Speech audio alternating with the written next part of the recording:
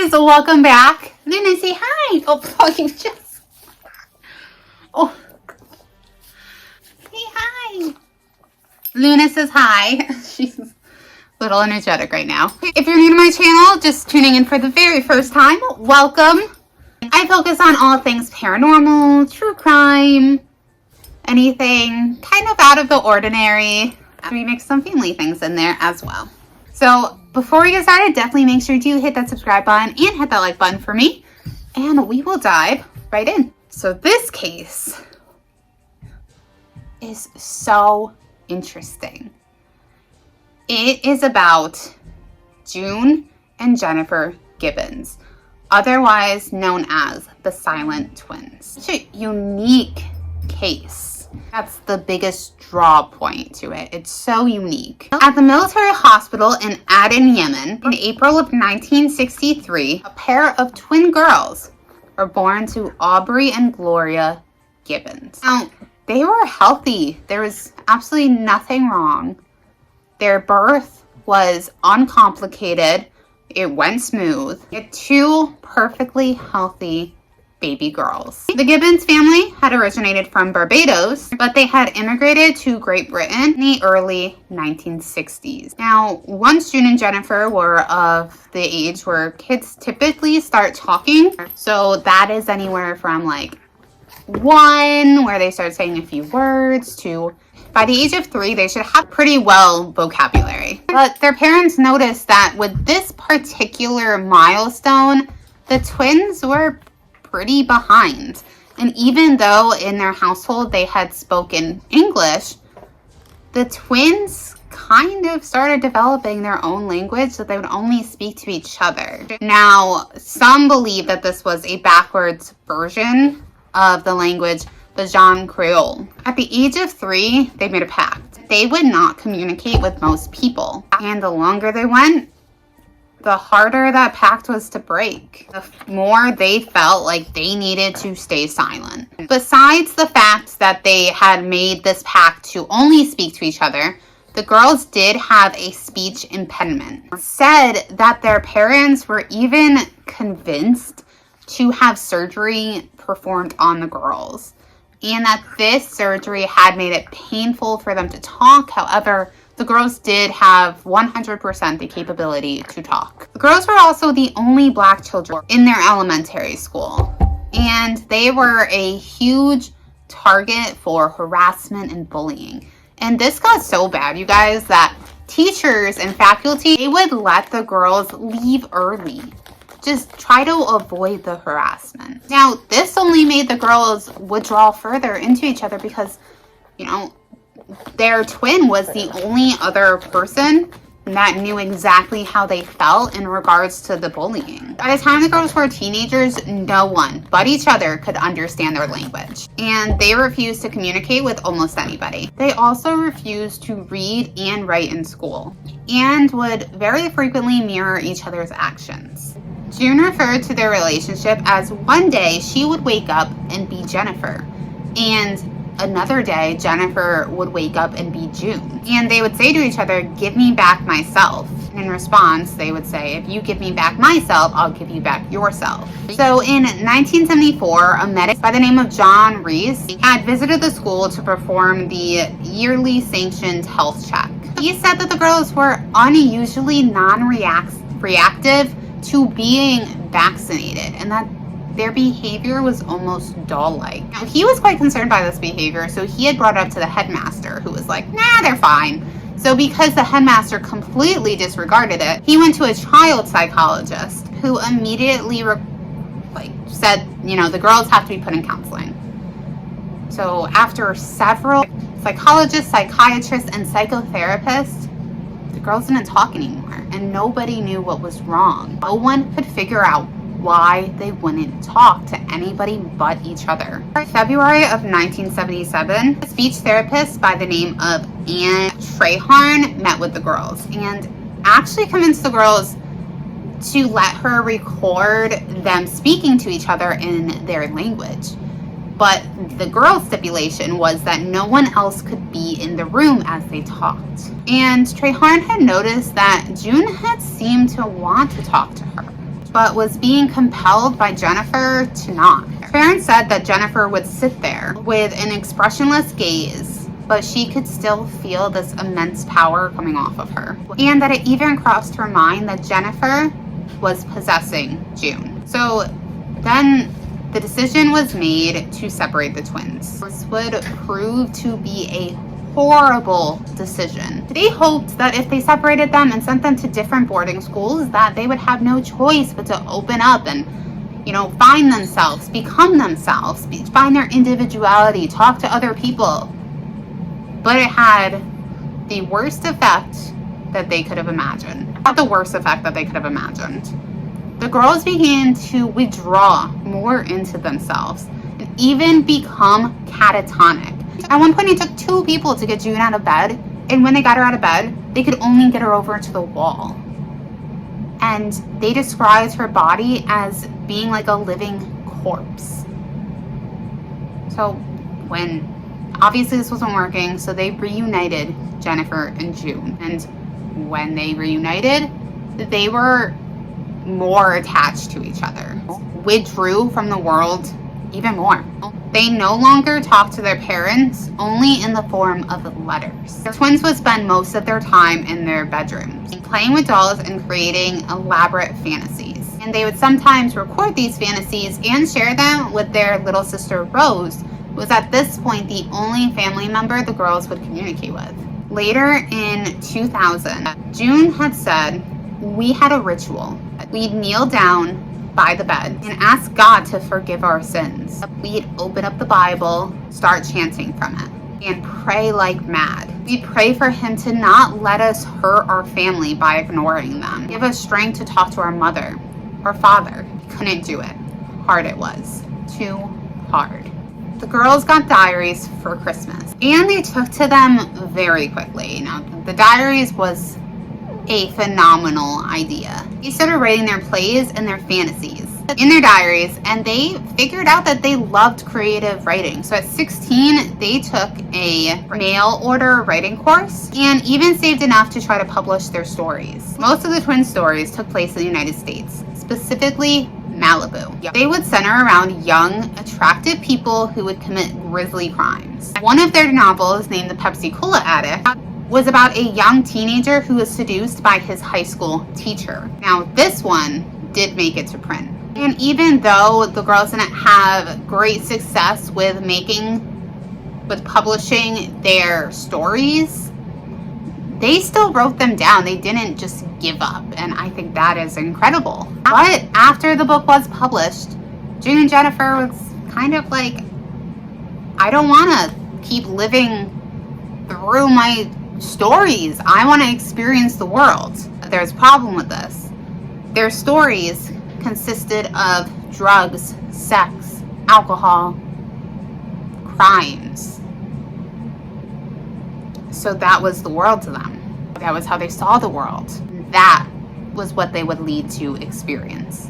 So at the age of 18, they were experimenting with drugs, alcohol, boy, and petty crime. However, the crimes would escalate and grew to arson. One case, they set fire to a tractor shop, and another, they vandalized and attempted to set fire to a school. When the girls were arrested in 1981, it was the last straw, and they were placed in a maximum security hospital for the criminally insane. At the age of 19, they were placed in Broadmoor, and this hospital was extremely difficult for them. Unlike the others in their lives, this hospital was not taking any crap from them. They wouldn't just allow the girls to retreat into their own worlds or retreat into themselves. But the girls were diagnosed with possibly having schizophrenia. And if you look at the girls' behaviors more closely, they didn't have this. But still, they were treated for this, which can be so dangerous. They were given high doses of antipsychotic medicine, which even caused blurred vision for Jennifer. For almost 12 years, the girls lived at Broadmoor, and their only escape or sense of self or sense of relief was writing in their diaries. June later said, "We got 12 years of hell because we didn't speak. We had to work hard to get out. We went to the doctor. We said, look, they wanted us to talk. We're talking now. He said, you're not getting out. Going to be here for 30 years. I wrote a letter to the Home Office. I wrote a letter to the Queen asking her to pardon us, to get us out, but we were trapped." Now, in the early 1980s, a lady by the name of Marjorie Wallace was working as an investigative journalist with the Sunday Times in London. She heard about a pair of unusual twin girls who were responsible for at least 3 accounts of arson, and she was sold. Wallace reached out to June and Jennifer's parents, and they did allow her to come into their home and even into June and Jennifer's bedroom, where the girls had literally built a world of their own. She had said, "I saw their parents, and then they took me upstairs. They showed me in the bedroom lots of bean bags filled with writing exercise books. And what I discovered was that while they had been in their room alone, they had been teaching themselves to write. And I put the books in the boot of the car and took them home. And I couldn't believe this, that these girls to the outside world hadn't spoken and had just been dismissed as zombies. They had this rich, imaginative life." Wallace had went to visit June and Jennifer while they were in prison waiting for their trial. She slowly began to earn their trust, and the girls started speaking with her. Wallace had said that the girls desperately wanted to be recognized and famous through their writing, to have them published and to have their story told. And even when the girls were taken to Broadmoor, Wallace continued to visit them, and she had ended up with a true friendship with these girls. Wallace even campaigned for the twins to be released from Broadmoor. Even when the girls were being silent at Broadmoor, they would still talk to her, but no psychiatrist would take them. The twins' relationship meant that it was hard for them to be together and hard for them to be apart. In March of 1993, there were arrangements made for the twins to be transformed to a lower security clinic, Casewell Clinic in Wales. So the morning that they were being transferred, Jennifer she was not feeling well. As they watched the gates of Broadmoor close from within the car, Jennifer laid her head on June's shoulders and said, "At long last, we're out." Then Jennifer slipped into a coma. No doctor had intervened until they had reached Wales at 6:15 that evening. Jennifer Gibbons was pronounced dead. Even stranger, the days leading up to the transfer, Jennifer started to tell Wallace that she was going to die. Wallace had visited the twins at Broadmoor just like she did every weekend. She said, "I took my daughter in and we went through all the doors and we went to the place where the visitors could sit and have tea. And we had a quite jolly conversation to begin with." In the middle of the conversation, Jennifer said, Marjorie, I'm going to have to die." And I sort of laughed. I sort of said, "What? Don't be silly. You know you're just about to be freed of Broadmoor. Why are you going to have to die? You're not ill." And she said, "Because we've decided." And at that point, I got very frightened because I could see they meant it. It seemed that the girls had come to the conclusion that one of them had to die in order for the other to truly live. But Wallace was scared, and she told the doctors of her conversation with Jennifer. And the doctors told her not to worry, that the girls were under constant supervision. The official cause of death of Jennifer Gibbons was believed to be major swelling around the heart. She was only 29 years old. But how did she know enough to let Wallace know that she was going to die? There was no poison in her system. There was nothing unusual. Doctors at Casewell Clinic thought the medications that were given to the girls at Broadmoor must have provoked Jennifer's immune system. Though it was noted that June was given the exact same medications and she was in perfect health upon arrival. Even stranger, Wallace went and visited June several days after Jennifer had died. And June was in a really good mood, to say the least. And she was willing to talk. Like, have a full back and forth conversation talk. And this was the very first time she had ever done that.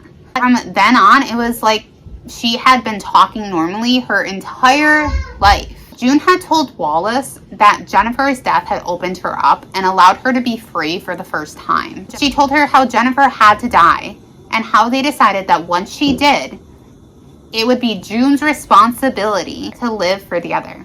And June did that. She went on to being released from the hospital shortly after, and she lived a normal life. But what else did Wallace discover while reading the girl's diaries? Reading through June's, she found that June felt possessed by her sister, which is crazy because remember the verbiage that the first counselor said, that she had thought that Jennifer was possessing June. June had referred to her sister in her diaries as a dark shadow over her. Jennifer's diaries revealed that she thought of June and herself as fatal enemies and described her sister as a face of misery, murder, and deception. It seemed as if the girls felt that they had to be inseparable.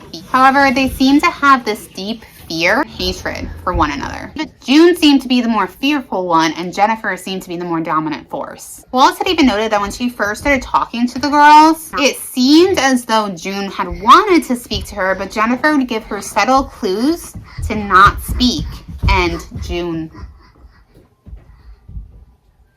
wouldn't. Even stranger, every time the girls were separated from each other, they would get sick. They also had near-death fights as well.